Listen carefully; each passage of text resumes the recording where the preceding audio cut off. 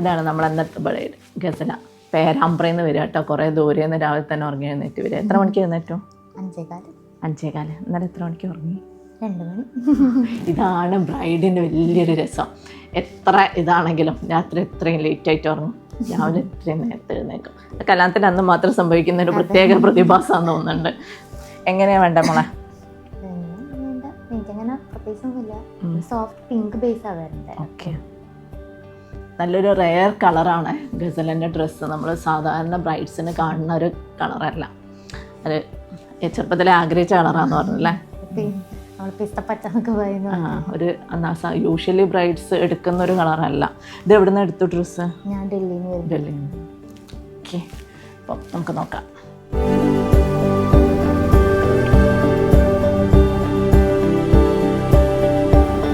ജനിക്കേണ്ട ആൾ എന്തോ വഴി മാറി കേരളത്തിലേക്ക് എത്തിപ്പോയതാണ്. മൊത്തത്തില് രൂപം നോക്കുമ്പോ ഒരു സായിപ്പിന്റെ ഒരു ലൈഫ്.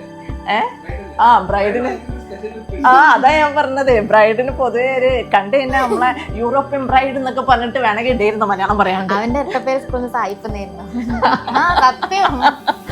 അല്ലേ? എന്തോ ഒരു ജീൻ അവിടെ നിന്ന് വന്നോന്ന് എനിക്ക് സംശയം ഇല്ലാണ്ടില്ല.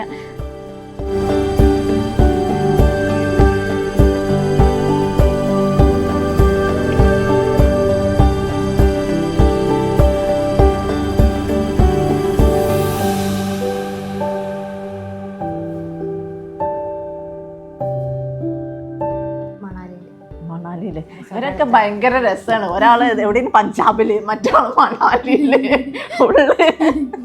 ഞങ്ങളങ്ങനെ നാട് നടന്നു. അപ്പൊ മണാലി റിസോർട്ട് നീ നമ്മളെ അടുത്ത ഡെസ്റ്റിനേഷൻ മണാലി. നമ്പർ തരണേ.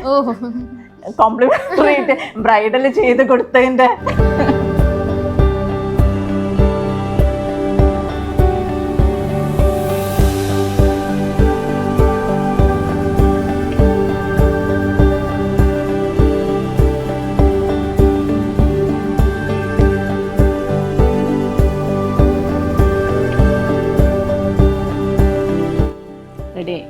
എങ്ങനെയുണ്ട്? അടിപൊളി.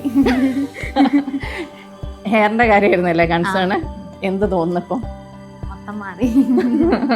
ഹെയർ ചെയ്യാൻ പറ്റുമോ എന്നുള്ള ഇവിടെ വന്ന സമയത്തും എൻ്റെ അടുത്ത് ചോദിച്ചാൽ അങ്ങനെയല്ലേ, ഹെയർ ചെയ്യാൻ പറ്റുമോ? നമ്മളിവിടെ ഒരു ഫില്ലിങ്ങും കൊടുത്തിട്ടില്ല, സ്വന്തം മുടി തന്നെയാണ്.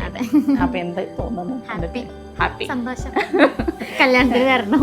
ബെസ്റ്റ്. നല്ല അടുത്താണ്. പേരാമ്പ്ര എത്തിയാൽ മതി, കുറച്ച് ദൂരം. അപ്പൊ വീണ്ടും കാണാം. നീ എവിടെ ഉണ്ടാവും? മണാലിയിലാണോ, ഇവിടെയാണ്, എറണാകുളത്താണോ? മണാലിയിലൊക്കെ വരുന്നുണ്ട്. നീ വന്നോളൂ. Okay, happy married life. Thank you.